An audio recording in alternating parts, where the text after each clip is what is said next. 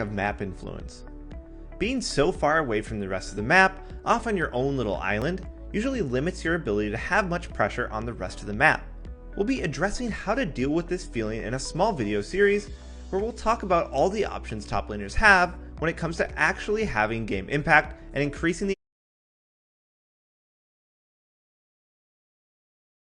the odds of winning the game. The first topic that we'll cover in this mini-series will be split pushing. And there's two types of split pushing. You can either split to enable yourself to hard carry a game or to help your team. We'll be covering the more selfish of the options in this video and talk about the more traditional split pushing where you're actually trying to get towers and play for yourself. Despite top lane being so isolated and normally seen as being a low impact role, split pushing is one of, if not the best strategies for hard carrying games. And why is this? Well, being so isolated does come with a benefit. Top lane is by far the snowballiest role in the game. Once you obtain a lead in top, it is very difficult for your opponent to do much about it. This is because top lane is filled with melee all-in types of champions who don't have many options once they fall behind. They can't push or CS from a safe distance, so it is very easy to punish them whenever they try to do anything. Even if you're a late game scaling champion, once you're ahead in top, it is very easy to push that lead. Because of this, you shouldn't become complacent with a small lead in top. If, for example, you got a kill and a couple of tower plates as a mid laner, you'd be quite happy. You could then have lane control and roam everywhere and win the game.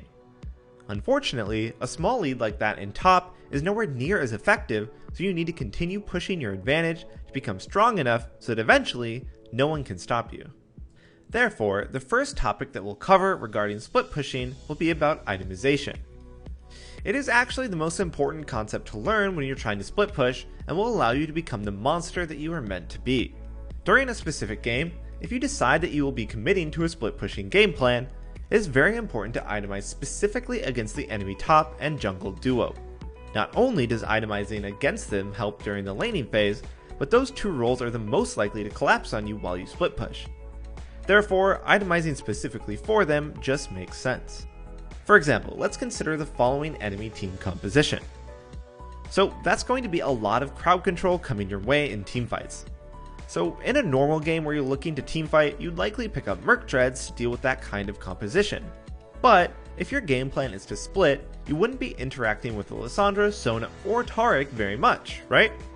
You'd primarily be dealing with Gnar and Graves. Therefore, building Ninja Tabby and maybe another armor item to facilitate your split push would be a much better idea. Alright, let's look at some real game examples. In this clip, our top lane expert is against Kled top and a Shyvana jungle. So he's opted to build Ninja Tabby and an early Glacial Shroud.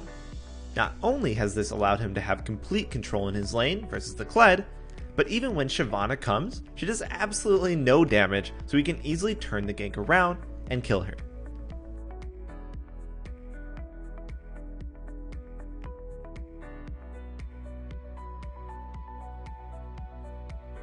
Let's take a look at another example from a Nasus game. Here, he's up against a Rumble and Rammus combo, so he opted to rush Merc Treads and also took the Tenacity rune.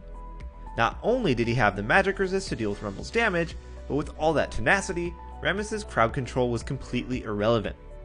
With simple itemization, he's well on his way to hard carrying this game. So those are two pretty obvious examples of what to build. What if the enemy team has mixed damage though? Well, at that point, you'd want to itemize against what is immediately more threatening. Let's say that you've completely dumpstered Vladimir top lane, but the enemy Lee Sin is 5-0. In that case, you'd want to prioritize building armor so that the Lee Sin wouldn't one-shot you. Or if you're confident in your ability to outplay and the enemy team doesn't have much to threaten you with, it's totally okay to just do your usual build and focus on damage. You only need to think about itemization if there's something that can actually threaten you. Split pushing top has a lot of different goals that you can choose from to accomplish. Certain split pushing strategies are going to be more effective on certain types of champions, but usually, most champions can apply all strategies to some degree. The most obvious goal that people think of when split pushing is taking towers. This is an area where ranged split pushers will shine way more than traditional melee ones. Ranged champions have the advantage of being able to play in and out of tower range, which enables them to poke out the enemy, forcing them to base, which can lead to some great tower damage or even the whole tower. Even scoring kills while the enemy is under tower is much easier for ranged characters because, as we said, they can go in and out of tower range with ease. Melee champions unfortunately have to actually fully commit into tower range to get any meaningful damage onto their opponents. This is usually difficult and has a lot of room for error, as if you mess it up, you can just die to the tower. Generally though, it's going to kind of just look like this. They'll push the wave, and they'll clear it from the safety of their tower, with you being unable to punish at all. It's not like ranged characters are just straight up better at split pushing entirely though. There are trade-offs to the type of champion that you play. Melee champions can snowball incredibly hard and excel at brawling when ahead, so they can start to look a bit like this once they get rolling, whereas ranged champions are a bit more limited in how they can fight. Melee champions also excel at a hit and run playstyle that split pushers often resort to. You'll likely be collapsed on at some point, and being a mobile champion such as Camille, Fiora, Riven, or Tryndamere in this case, to run your opponents around is very advantageous. Every time that you're being collapsed on by multiple people is time that they're not farming, getting vision, or picking off your team. Try not to get too upset if your team isn't getting much done on the other side of the map.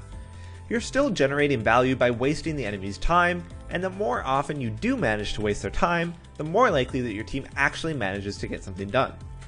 Unfortunately, sometimes getting tower damage or kills while you split push isn't going to be very easy.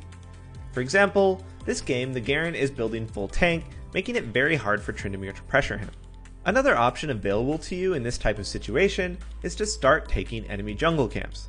Like we stated, with proper itemization, you can eventually reach the point where you can start taking 1v2 or even 1v3 fights. Well, you can speed up that itemization goal by taking jungle camps, which will put yourself even more ahead and the enemy jungler more behind. But what if their camps are down and you're left with nothing to do? Well, if you're playing a champion with sustain, such as Renekton, Aurelia, Riven with Death's Dance, or again in this case, Tryndamere, you can consider going for chip tower damage. As we said before, this Garen is building full tank.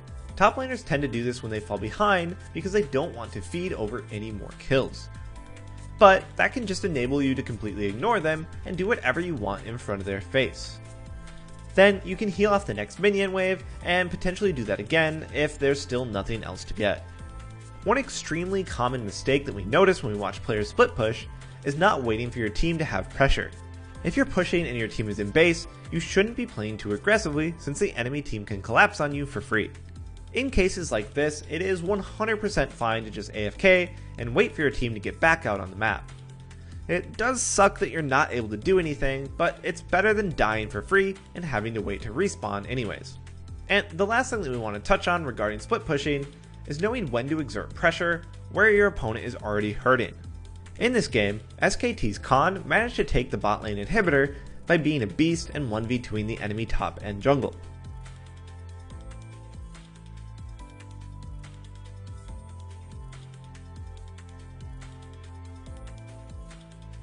A lot of the time, people think that you shouldn't keep pushing a lane that you've already got the inhibitor in. But as a wise mentor once said, just sweep the leg. If you sense weakness, it's usually a good idea to show no mercy and keep exerting pressure there. In this game, bot lane is really vulnerable to Khan's split push because Karma is a weak wave clear champion and has absolutely no way of stopping him by herself. So he just kind of ignores her and takes both of the Nexus towers. This causes the enemy team to panic and send 5 people to stop him, and his team can also just take the top tower then. That's the kind of split pushing that everyone wants on their team. Alright, we covered a lot, so let's end things here. We'll very likely revisit split pushing as there's no way we could cover everything regarding it in one video. Stick